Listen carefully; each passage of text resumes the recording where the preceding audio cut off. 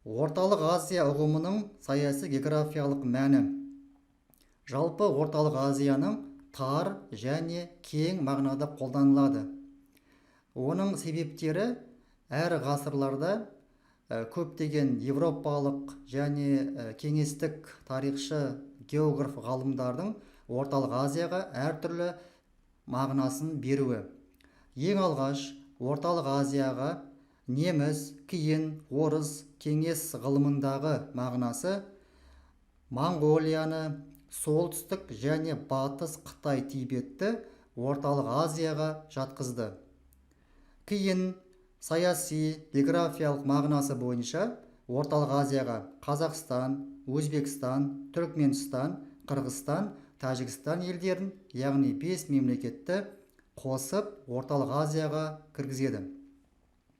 Ал физикалық географиялық мағынасы бойынша Орталық Азияға Моңғолия, солтүстік батыс Қытай, Ауғанстан, солтүстік шығыс Иран, Поволжье, Орал және оңтүстік Сібір аймақтарын осы Орталық Азияға қосып отыр.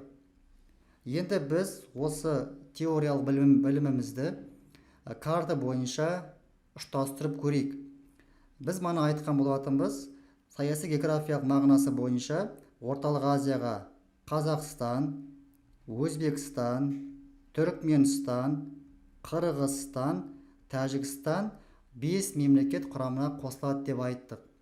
Ал физика географиялық мағынасы бойынша Моңғолия, солтүстік батыс Қытай және солтүстік шығыс Иран, Поволжье, оңтүстік Сібір аймақтары бұның барлығы да Орталық Азия құрамына кіреді.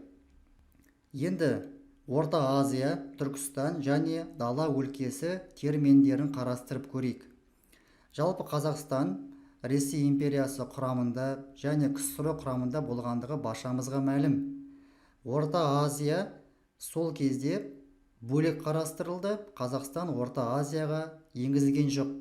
Себебі Қазақстан жеке экономикалық аймақ ретінде қарастырылды. Дей тұрғанмен де КСР кезінде Орта Азияға Қазақстанның оңтүстігі және оңтүстік шығысынан бастап Ауғанстан арасындағы аралықтағы аймақты Орта Азияға жатқызды. Түркістан өлкесі бұл КСР-ның Орта Азиядағы иеліктері Түркістан өлкесіне қосылды. Қырғызстан, Өзбекстан, Тәжікстан, Түркменстан сияқты мемлекеттер сол кезде Түркістан өлкесіне құрамына қосылды.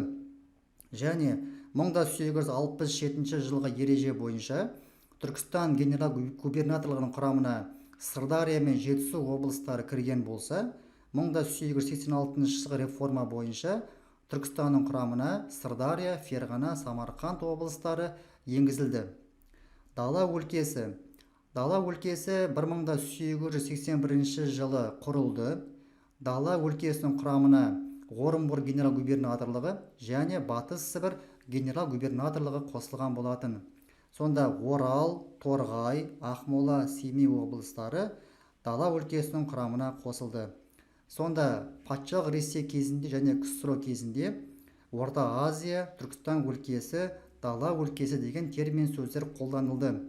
Тек 1991 жылы КСР ыдырағаннан кейін, тәуелсіз мемлекеттер өз тәуелсіздігін алғаннан кейін, бұл ұғымдар мағынасын жойды және Орталық Азия деген ұғым пайда болды. Енді біз осы Орталық Азия ұғымының тарихын танысатын боламыз. Жалпы Орталық Азия ұғымын 19 ғасырдан бастап немістің ғалымдары қолданыла бастады. Алғаш рет бұл ұғым Карл Риттер, Александр фон Гумбольдттің еңбектерінде айтыла бастады.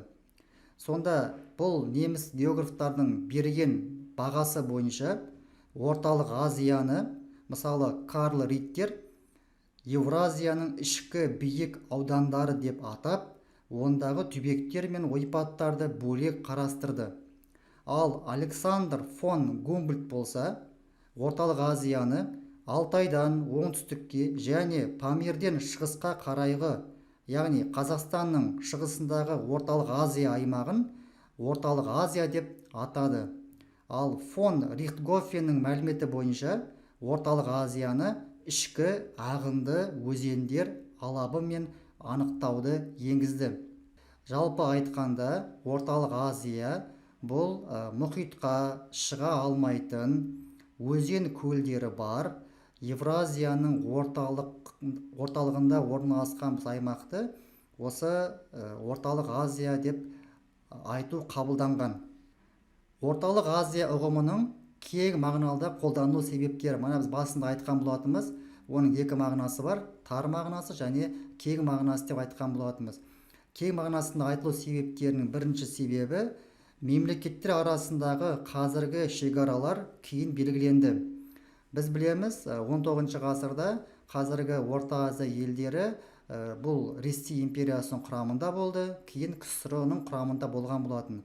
Сол кезде олардың нақты белгіленген шекаралары болған жоқ. Екінші, бұрынғы орталық Азия өркениеті қазіргі орталық Азия мемлекеттерінің ауқымынан да кең аумақты қамтыды. Сонда жер шекара мәселесі бұл даулы мәселе. Сонда 19 ғасырдағы, 18 ғасырдағы Қазақ ханның жері бола ма, Қырғызстанның жері бола ма, осы Орта Азияға енген мемлекеттердің шекаралары қазіргі шекаралармен салыстырған кезде мүлдем басқаша болды. Үшінші, Орталық Азияның батыс бөлігінің тарихы оның шығыс бөлігінің тарихымен сабақтас. Яғни Орталық Азиядағы болған оқиғаларды басқа шығыстағы басқа елдердің оқиғаларымен бөліп алып қарастыруға болмайды. Себебі батыста болған оқиғалар шығыста болған оқиғалармен тығыз байланысты болды. Төртінші, Орталық Азияның жалпы тарихымен таныспай, Қазақстан тарихының жекелеген кезеңдерін білу мүмкін емес. Себебі Қазақстан Орталық Азияның орналасуына сәйкес осы көптеген көрші мемлекеттермен тығыз саяси қарым-қатынаста болды. Қазақстанның тарихын бөліп алып жекелей қарастыруға болмайды. Міне осындай үлкен тарихи себептеріне байланысты Орталық Азия ұғымын біздер жан-жақты қарастырамыз. Қорыта айтқанда, Орталық Азия ұғымы Евразияның орталығындағы мұхитқа шыға алмайтын өзен көлдері бар, тұйық өзен көлдері орналасқан біз аймақты Орталық Азия деп атаймыз.